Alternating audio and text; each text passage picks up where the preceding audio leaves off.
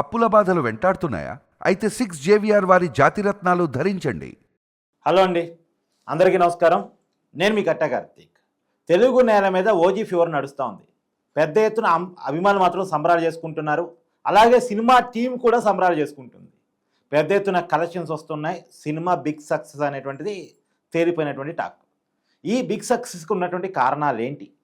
వాస్తవాలను మాట్లాడుకునేటువంటి ప్రయత్నం చేద్దాం. నాతో ఉన్నారు సినిమా క్రిటిక్ ప్రకాష్ గారు. సార్ నమస్కారం. నమస్తే అండి. సార్, ఓజీ సక్సెస్ వెనకాల ఉన్నటువంటి రీజన్స్ ఏంటి? ఇది అభిమానుల సినిమా మాత్రమే అని కొంతమంది ప్రచారం చేశారు. నిజానికి ఇది అభిమానుల సినిమా మాత్రమేనా, లేదంటే అందరి సినిమానా? చాలా సక్సెస్ఫుల్ అయిందండి.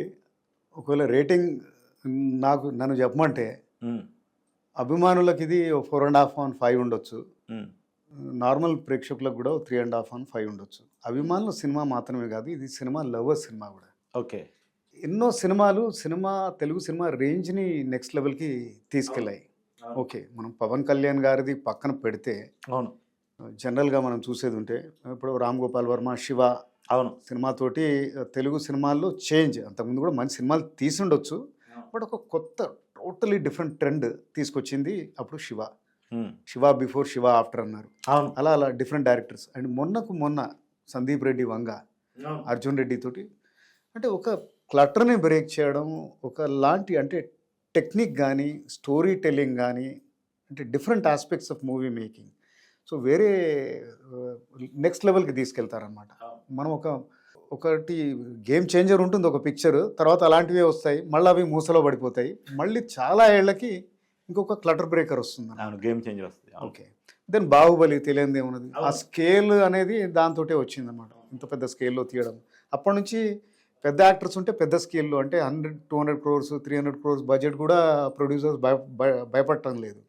అంటే మీకు మంచి స్టార్ కాస్ట్ పవర్ అది ఉంటే.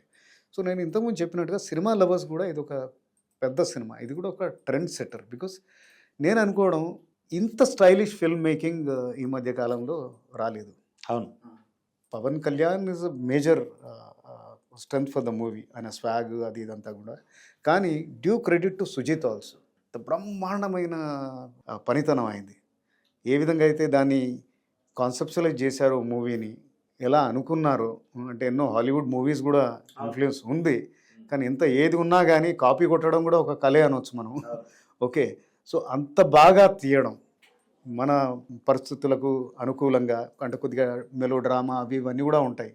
ప్యూర్ గ్యాంగ్స్టర్ మూవీస్ హాలీవుడ్ మూవీస్లో అంటే ఓ హీరో క్యారెక్టర్ గ్రే కాదు, నెగిటివ్ షేడ్స్ కూడా ఉండొచ్చు, కానీ ఇక్కడ అట్లా యాక్సెప్ట్ చేయరు.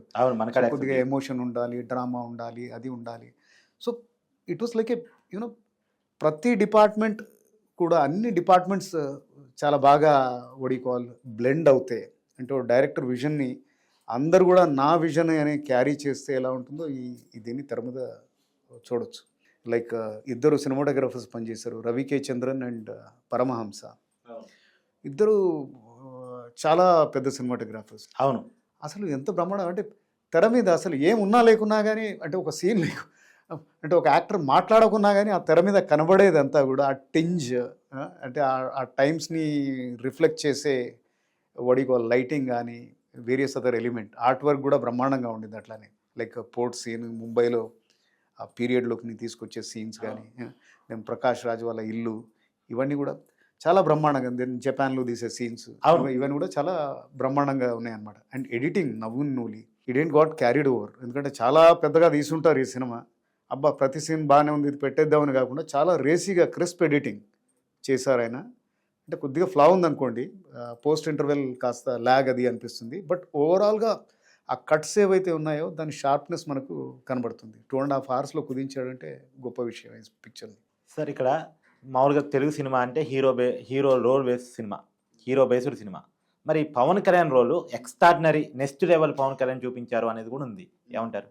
అదే అండి, ఇప్పుడు ఎవరైతే ఫ్యాన్స్ చిన్నప్పటి నుంచి చూస్తూ పెరిగారో వాళ్ళ చేతిలో పడితే హీరోస్ ఎలా ఉంటుందో మనం కొన్ని సినిమాల్లో చూసాం. ఈ మధ్య ఫ్యాన్స్ తీస్తూ ఉన్నారు పిక్చర్స్, లైక్ బాలయ్య బాబుది భగవంత్ కేసరియే చూడండి, లేకపోతే అంతకుముందు మలినేని గోపిచంద్ డైరెక్షన్ వచ్చిన వీరసింహారెడ్డి. వీళ్ళ ప్రజెంటేషన్ టోటల్గా డిఫరెంట్గా ఉంది. ఎందుకంటే వీళ్ళు చిన్నప్పటి నుంచి అనుకుంటూ ఉంటారు, అరే ఇలా తీస్తే బాగుండేది, ఆయనని ఇలా చూపిస్తే బాగుండేది, వీళ్ళకి చేయాల్సిన న్యాయం చేస్తలేరేమో, లేకపోతే మరీ మూసగా తీస్తూ ఉన్నారు, వీళ్ళతో ఎక్స్పెరిమెంట్ చేయడం లేదు. అంటే pure out and out gangster role చేయడం ఈయన ఫస్ట్ టైం. అవును. నేను ఇంతకుముందు చెప్పినట్టుగా ఇది కొద్దిగా హాలీవుడ్ సినిమాల నుంచి ఇన్స్పైర్ అయింది. ఇది జాన్ విక్ అని మన కియాను రీవ్స్ది ఒక సిరీస్ ఉంటుంది, ఒక 4-5 సినిమాలు వచ్చాయి అనమాట. అది కూడా జపాన్ బేస్డ్. దెన్ ఆ సామురాయ్, దెన్ ఆ స్వార్డ్, అవి ఇవన్నీ కూడా ఇక్కడే. అంటే అది చాలా, ఆ జాన్ విక్ సినిమాలో కూడా ఏం ఉండదు, అంటే పల్ప్ ఫిక్షన్ అది. ఓకే, సో ఇలానే స్టైల్ ఉంటుంది అన్నమాట. స్టైల్ కోషంటే ఉంటుంది మొత్తం సినిమా అంతా. మొత్తం స్టైల్ మీదనే నడిపారు సినిమా అంటే ఇదే. అంటే ఆ స్టైల్ కూడా మెయింటైన్ చేయాలి అంటే హీరోలో ఆ పవర్ ఉండాలి, ఆ స్వాగ్ ఉండాలి, ఓకే, ఆ ఊంపు ఉండాలి, ఆ చట్స్పా ఉండాలి. సో అవన్నీ కూడా పవన్ కళ్యాణ్లో మనం ఎప్పటి నుంచో చాలా సినిమాల నుంచి చూస్తూ ఉన్నాం. అందుకని ప్రతి సీన్లో ఒక ఎలివేషన్ ఉంది. ఇప్పుడు జనరల్గా ఆయన పాత సినిమాలలో కూడా ఆయన స్టైల్ తోటే నడుస్తూ ఉంటాయి. అవును, ఖచ్చితంగా. అవును. 2-3 షార్ట్స్ ఉంటాయి అలాంటి. నువ్వు నంద అయితే ఏంటి, నేను బద్రి బద్రి బద్రి నాదు. ఇట్లా. అవును. సో ఇక్కడ అలానే ఖుషీలో ఏదో ఉంటుంది dialogue, Siddharth Roy. Yeah. So but ఈయనను ప్రతి సీన్లో ఆ విధంగా ఆవిష్కరించాలంటే, ఆ విధంగా డిఫరెంట్గా చూపించాలంటే మటుకు అది ఒక పెద్ద ఛాలెంజ్. ఆ ఛాలెంజ్లో సక్సెస్ఫుల్ అయ్యాడు. And Pawan Kalyan I think ఆయన 25 ఏళ్ళ 30 ఏళ్ళ కెరియర్లో ఇంత స్టైలిష్గా చూపించడం ఇదే ఫస్ట్ టైం. అంటే ఆయన ఇంట్రడక్షన్ దగ్గర నుంచి కూడా ఎవ్రీథింగ్ వాళ్ళకు అది ఫ్యాన్ మూమెంట్. అట్లాగే సినిమా లవర్స్కి నేను చెప్పినట్టుగా ఎక్కడో హాలీవుడ్లో ఎంతో బడ్జెట్స్ ఉన్న సినిమాలు ఈ విధంగా తీస్తూ ఉంటారు. Gangster movies like Scarface అనేది ఆల్ పచినోది చాలా పాపులర్ మూవీ అనమాట. అంత కొద్దిగా ఆర్ట్ రేసెస్ కూడా ఇక్కడ కనబడతాయి. గ్యాంగ్స్టర్ అయితే కోకోలైన సినిమాలు. గ్యాంగ్స్టర్ సినిమాలు ఎందుకు చూస్తారు హాలీవుడ్ సినిమాలు? ఏం ఉండదు, అదే కథ ఉంటుంది. ఇప్పుడు ఇందులో కూడా పెద్ద స్టోరీ అనేది టిపికల్గా గ్యాంగ్స్టర్ స్టోరీయే, కానీ అది మేకింగ్ అనమాట. సో ఎట్లా ప్రజెంట్ చేస్తారు అనేది ఇంపార్టెంట్. అదే Sujeeth is a nice filmmaker. ఆయన సాగు చేశాడు ప్రయత్నం, అవును, బాగా తీసే ప్రయత్నం చేశాడు, కానీ అది వర్కౌట్ కాలేదు. అన్నీ కూడా అక్కడ బ్లెండ్ కాలేదు, ఇక్కడ అయ్యాయి.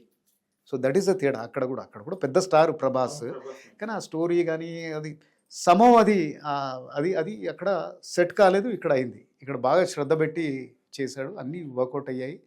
సో ఇది ప్యూర్ పవన్ కళ్యాణ్ మూవీయే కాదు, ఎనీ సినిమా లవర్, సినిమాలంటే ఇష్టం ఉన్న వాళ్ళు. అంటే ఇప్పుడు ఈరోజు సినిమాలు అంటే ఇష్టం లేని వాళ్ళు ఎవరు లేరు. కరోనా తర్వాత అందరూ ఆ మూవీ వాచింగ్ చాలా ఎక్కువైపోయింది. అన్ని రకాల సినిమాలు చూస్తున్నాం. అన్ని రకాల సినిమాలు చూసి కూడా ఈరోజు ఈ సినిమాకి వావ్ అంటున్నారంటే it's making. Sujeeth and Thaman గురించి ఎంత చెప్పినా తక్కువే. ఆ బీజీని ఎక్కడికో వేరే లెవెల్కి తీసుకెళ్ళాడు. ఇప్పుడు బీజీ అంటే అనిరుద్ధ్ సౌత్ ఇండియాని రూల్ చేసేవాడు. ఇప్పుడు ఆయనకు స్టిఫ్ కాంపిటీషన్ వచ్చిందా అని అనిపిస్తోంది. మీరు జైలర్ చూడండి, అది కూడా స్లిక్ మేకింగ్, కానీ జైలర్ని నెక్స్ట్ లెవెల్కి తీసుకెళ్ళింది అనిరుద్ధ్ బీజీ. ఇక్కడ అందరూ బాగా పనిచేశారు, but Anirudh Thaman BG is the biggest help. So బ్రహ్మాండం, నైస్. దసరా ఫెస్టివల్కి ఇంకా ఐ థింక్ ఇంకొక వారం 10 రోజులు దీని రన్ ఇట్లనే చాలా టైట్గా ఉంటుంది. All the best to the team. Nice movie. Thank you sir.